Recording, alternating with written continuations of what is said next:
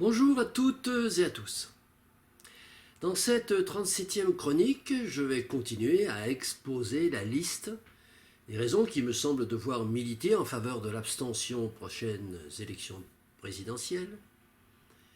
Et comme pour les chroniques précédentes, tout comme pour celles d'ailleurs qui vont suivre, je vais m'attacher à relier chaque argument proposé, le relier à une critique ou à un type de critique m'ayant été adressé auparavant. En d'autres termes, je vais faire en sorte d'utiliser les critiques pour construire les arguments. Et donc, je remercie tous ceux qui ont bien voulu faire l'effort de m'apporter une contradiction argumentée, car ils contribuent ainsi à faire progresser ma réflexion. C'est pourquoi je les encourage à continuer, sans modération aucune, dans ce sens. Alors, voilà ce que m'écrit un contradicteur. Je cite. Croire qu'au final, les élus mal élus pour cause d'abstention massive, vont culpabiliser d'illégitimité et vont rendre les clés du pouvoir au peuple, c'est une illusion. Plus on leur lâche la bride et plus ils en profitent, sans jamais se soucier de légitimité, qu'ils maquillent par leurs canaux privilégiés de communication. Fin de citation. Alors, ce qui me paraît extrêmement intéressant dans cette critique, c'est l'introduction de cette notion de légitimité ou d'illégitimité. De légitimité ou d'illégitimité de l'élu dans le système actuel. Et de ce point de vue, je suis bien d'accord avec l'auteur de ces critiques lorsqu'il pronostique que la perte de légitimité ou que la baisse de légitimité pour cause d'abstention massive ne va pas contraindre le moins du monde les maîtres du pouvoir à rendre les clés, selon la formule qu'il emploie. Et j'en profite pour préciser que je n'ai jamais eu la naïveté de croire cela et que je ne l'ai même jamais écrit, ni dit. C'est donc là me faire un faux procès et je remercie ce contradicteur de me permettre de préciser que l'argument selon lequel une abstention massive amènerait une démission d'un mal élu n'est pas un argument valable, que je ne l'ai jamais utilisé et que je ne l'utiliserai pas. Alors certes, oui, dans le système actuel, un président mal élu, avec notamment une abstention très importante, ne se démettra jamais de ses fonctions et se retranchera derrière la légalité de son élection. Et de ce point de vue, un pourcentage élevé d'abstention, alors abstention prise au sens élargi, que j'ai suggéré dans ma chronique numéro 35, chronique intitulée « Qu'est-ce que l'abstention ?» Eh bien, ce pourcentage n'y changera rien. Il n'y a aucun doute là-dessus, et je ne veux pas qu'on me fasse dire ce que je n'ai pas dit. Mais ce qui sera modifié, en revanche, par un phénomène d'abstention massive que j'appelle de mes voeux, et auquel je contribue, je pense contribuer par ces chroniques, dans lesquelles j'expose les nombreux arguments qui me semblent y conduire, eh bien, ce qui sera modifié, c'est le regard que les citoyens porteront alors sur leur président et, par répercussion, porteront sur tout le système politique qui le sous-tend.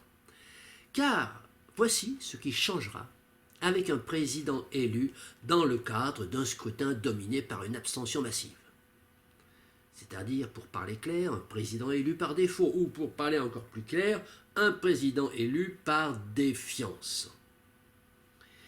Eh bien, ce qui changera, c'est que le vainqueur de ce type de scrutin ne se distinguera plus des autres 11 candidats, puisque le peuple aura choisi de se désintéresser des uns autant que se désintéresser des autres. L'élection du vainqueur, alors, ne sera due qu'à l'activisme d'un reliquat de fidèles devenu définitivement non représentatif de la pluralité des citoyens. En bref, le vainqueur, bien que reconnu vainqueur d'un point de vue légal, d'un point de vue légal, c'est-à-dire du point de vue de la légalité, ou encore du point de vue de l'impossibilité de le contester par une instance coercitive officielle, instance que certains nomment la violence légale, eh bien ce vainqueur, il aura perdu toute légitimité du point de vue de ce que le peuple considère en son fort intérieur comme étant juste. Alors vous allez me dire, oui sans doute, mais ça changera toujours rien à l'affaire. L'élu sera élu et il le restera sans jamais se soucier de légitimité qu'il maquillera par l'intermédiaire des canaux de communication de masse qu'il contrôle, pour reprendre les termes exacts de mon contradicteur. C'est vrai. Mais je répète encore une fois que le but de l'opération abstention à la présidentielle, qui préfigure d'une stratégie abstentionniste plus globale, nous en reparlerons, ça n'est pas de contraindre le président mal élu à la démission. Et pour la bonne et simple raison que ce n'est pas possible, et donc que cela n'arrivera pas. Nous n'avons jamais rêvé de cela, et il ne faut certainement pas se bercer de ce que le contradicteur nomme avec juste raison une illusion, car c'en est bien une. Non, l'objectif de cette stratégie de l'abstention est plus modeste. Il ne vise dans un premier temps qu'à instiller dans le grand public cette idée nouvelle que le président élu n'est pas légitime. Et bien qu'il soit tout à fait exact, que la presse mainstream fera tout son possible pour occulter cette réalité, nous autres, promoteurs inlassables de la démocratie directe et lanceurs d'alerte infatigables sur la décroissance inéluctable du modèle économique dominant, nous aurons néanmoins et désormais des arguments tangibles et concrets dans nos discours militants pour disqualifier les élus en place.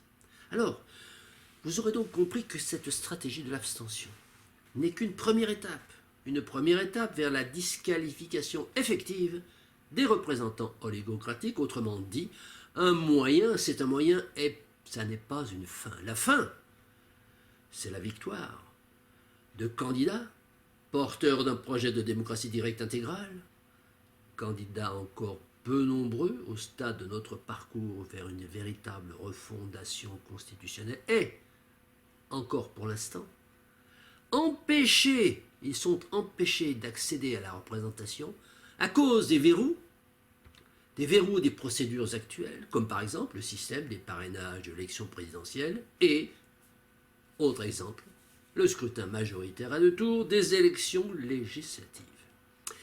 Mais revenons aux propos de mon contradicteur, qui se déclare lui aussi partisan de la démocratie directe, et qui écrit, je cite, « L'idéal pour moi, c'est la démocratie directe, parce que c'est le peuple qui est le seul investi de la vraie légitimité, mais aussi parce que le peuple est plus sage que ses élites, et qu'il est le seul à vraiment savoir ce qui est bon pour lui, bien mieux placé pour cela que nos élites autoproclamées spécialistes du bonheur des autres. Le peuple est plus sage que ses élites, parce que le barycentre de ses opinions élimine les extrêmes qui, noyés dans la masse, deviennent anecdotiques et sans poids ni conséquences politiques. » Fin de citation. Propos, naturellement, que je ne peux qu'applaudir et reprendre quasi complètement à mon compte, mais à ce stade seulement, car ce soi-disant partisan de la démocratie directe présente ensuite l'instauration du fameux RIC, le référendum d'initiative citoyenne, comme le synonyme de l'instauration de la démocratie directe. Alors, cette confusion, malheureusement très répandue, et parfois même à dessein, mais c'est un autre débat que nous aborderons plus tard, cette confusion sur le sens profond de la notion de démocratie directe doit être dissipée, et les propos de ce contradicteur ont au moins l'avantage de me donner l'occasion de le faire. Non, le RIC, ce n'est pas la démocratie directe. Pourquoi ? Eh bien, tout d'abord, il faut savoir que ce référendum d'initiative citoyenne, pouvant d'ailleurs bénéficier d'autres appellations voisines cousine comme référendum d'initiative populaire. Il est déjà proposé par de nombreux partis et candidats, et notamment dans cette campagne présidentielle par Jean-Luc Mélenchon, Anne Hidalgo, Marine Le Pen, Jean Lassalle, Fabien Roussel, Valérie Pécresse, Nicolas Dupont-Aignan, Philippe Poutou, Yannick Jadot. Mais pas par Emmanuel Macron, ni par Éric Zemmour, ni par Nathalie Arthaud. Bref, alors, où se situe la confusion, plutôt le malentendu, sur cette affaire de RIC et de démocratie directe? Alors, en réalité, il y en a deux que je vais tenter de dissiper. Le premier malentendu, c'est qu'il n'y a pas un seul RIC, mais il y a plusieurs RIC. Plus exactement, il y a autant d'hommes politiques, il y en a autant que d'hommes politiques qui en parlent. Dit autrement, le référendum d'initiative citoyenne de M. Mélenchon n'a rien à voir avec celui de M. Jadot, qui lui-même est largement différent de celui de M. Dupont-Aignan, ce dernier n'ayant rien à voir avec celui préconisé par Mme Hidalgo, etc. Pour ne citer que les projets les plus connus, en réalité, il en va de cette notion, devenue tarte à la crème, de référendum d'initiative citoyenne, RIC, ou d'initiative populaire, RIP. Il en va comme il en va de la démocratie ou de l'écologie. Faute de définition claire et basée sur des principes rigoureux, chacun y met dedans ce qui l'arrange, le moment voulu est selon l'argumentation souhaitée. Le deuxième malentendu, c'est que tous, je dis bien tous sans exception, tous ces projets de référendum d'initiative citoyenne ou populaire, voire d'initiative partagée, présentés ici ou là ne sont que des impostures démocratiques, habilement montées par les représentants du système oligocratique, ou par ceux qui les soutiennent, dans le but de pouvoir troquer un véritable contre-pouvoir citoyen contre un leurre, le jour où la pression populaire deviendrait suffisamment forte pour qu'il soit contraint de ratifier l'adoption d'une telle mesure. Il n'y a rien là de bien nouveau. C'est un phénomène politique bien connu, qui se nomme la récupération. Alors, dans l'hypothèse que je viens d'évoquer, ces imposteurs pourraient alors nous dire « Voyez comme nous sommes démocrates. Voyez comme nous tenons compte de l'opinion des citoyens. Nous avons adopté le RIC. » Mais en réalité, il n'y aurait rien dans ce RIC, ou tout au moins pas grand-chose permettant réellement à la volonté populaire de s'exercer. Alors vous allez certainement me demander sur quel fondement je me base pour affirmer que tous ces référendums d'initiative citoyenne ne sont que des impostures. Eh bien, je me base tout naturellement sur les conclusions d'une analyse critique détaillée et argumentée de chacun de ces projets de référendum. Mais il serait naturellement trop long, dans le cadre de cette chronique particulière, de disséquer par le détail et mot à mot tous ces projets. Ce travail fera bien sûr l'objet d'une toute prochaine vidéo chronique intitulée « Le RIC vu par les représentants du système », sous-titrée « Le RIC vu comme placebo de la démocratie directe et permettant de s'en débarrasser à moindre frais ». Cette étude, vous le verrez, démontre de façon indiscutable que ces prétendus référendums citoyens ne sont que des attrape-nigauds, ne sont que de simples leurres bourrés d'imprécisions, que ces projets de référendum citoyen ne sont que de simples leurres bourrés d'imprécisions et bourrés de restrictions plus ou moins occultes. Mais vous allez sans doute me dire encore que je fais un procès d'intention à tous ces politiciens. Les points négatifs de leur projet que je pourrais dénoncer ne constitueraient-ils pas de simples lacunes possiblement améliorables? Vous allez peut-être même me soupçonner de tomber dans la théorie du complot en affirmant le caractère volontairement manipulatoire de ces lacunes. Eh bien, je vous répondrai que la liberté de pensée et d'opinion, si tant est qu'elle existe encore réellement en France, m'autorise pour ma part à soupçonner, oui, effectivement, soupçonner, les politiciens professionnels de cacher en permanence leurs intentions réelles ou celles de leurs commanditaires. Et je vous ferai observer que cette défiance est partagée. Elle est partagée par la majorité du corps électoral, comme en témoigne le nombre croissant d'abstentionnistes lors de chaque élection. Nombre croissant d'abstentionnistes que j'appelle, vous le savez, à croître encore plus par l'intermédiaire de ces chroniques. Mais ce procès d'intention, terme que je ne réfuterai pas, ne repose pas que sur la constatation de cet état des lieux ponctuel de l'opinion publique, mais il se fonde surtout sur une analyse historique qui montre que depuis l'avènement de l'oligocratie, avènement en lieu et place de la monocratie en 1789 en France, eh bien la minorité représentative a toujours cherché à récupérer systématiquement à son profit les aspirations du plus grand nombre. Alors l'exemple le plus édifiant, c'est tout naturellement à l'origine la façon dont l'oligocratie bourgeoise naissante en 1789, comment cette oligocratie bourgeoise a volé au peuple sa révolution. Car ce que nous nommons aujourd'hui l'initiative citoyenne correspond ni plus ni moins aux aspirations du tiers-État. En 1789, ce tiers-État dont Emmanuel Joseph Sieyès disait dans son célèbre opuscule intitulé « Qu'est-ce que le tiers-État ?» Il disait « Le tiers-État est tout. Or aujourd'hui il n'est rien, et il aspire donc à devenir demain quelque chose. » Eh bien nous savons que fort de cette analyse et de cette prédiction, Sieyès, qui est l'un des artisans principaux du système oligocratique actuel, fit en sorte que ce quelque chose, souhaité par le peuple, devienne en réalité un pas grand-chose.